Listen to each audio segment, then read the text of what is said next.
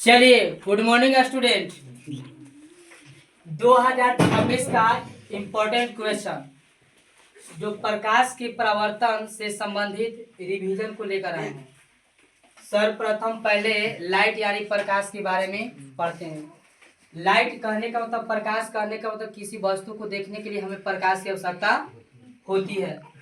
प्रकाश की आवश्यकता के साथ साथ आग का भी होना बहुत जरूरी है ताकि उसका प्रतिबिंब रेटिना को बनता है। तो प्रकाश रेटिना को प्रतिबिंब बनाएगा तभी किसी वस्तु का दिखाई देगा।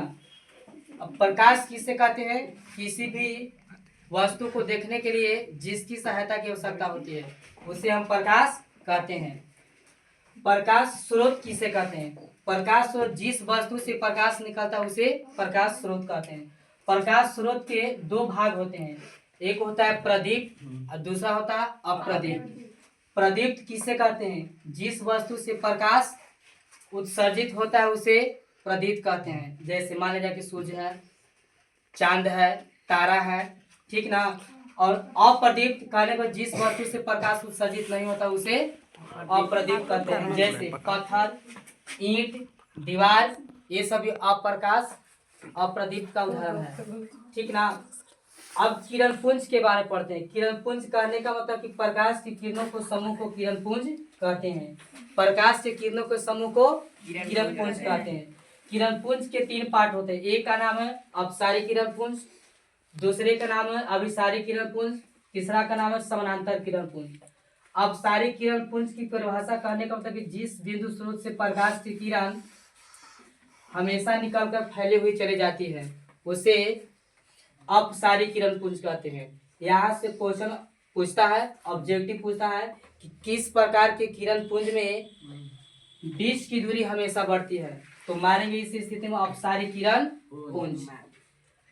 एक होता है अभिसारी किरण पुंज। अभिसारी किरण पुंज कहने का मतलब कि सभी फैले हुए किरण एक बिंदु यानी मूल बिंदु पर आकर मिलता है, उसी को हम अभिसारी किरण पुंज कहते हैं। यहाँ से भी ऑब्जेक्टिव क्वेश्चन पूछता है कि किस प्रकार के किरण पुंज में प्रकाश अति बीच की दूरी हमेशा घटती है, तो अभिसारी किरण पुंज में। किस प्रकार किरण पुंज में? अभिसारी किरण पुंज में। एक होता है समानांतर किरण पुंज।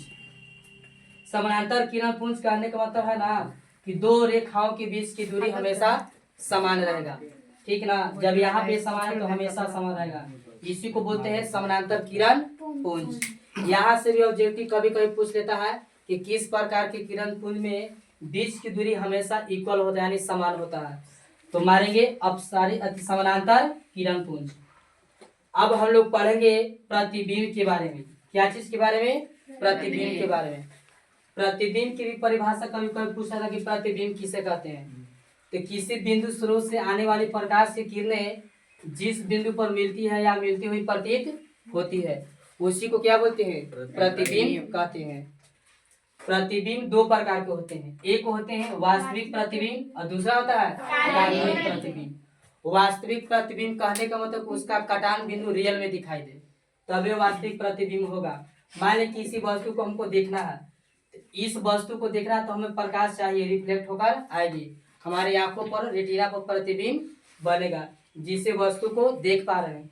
अगर रियल में दिखाई देगा तो वास्तविक प्रतिबिंब, अगर काल्पनिक रूप में दिखाई देगा तो उसी को काल्पनिक प्रतिबिंब कहते हैं, ठीक ना। अब इसमें से एक ऑब्जेक्टिव क्वेश्चन आता है कि किस प्रतिबिंब को पर्दे पर उतारते हैं, तो वास्तविक प्रतिबिंब को पर्दे पर हम लोग प्राप्त करते हैं।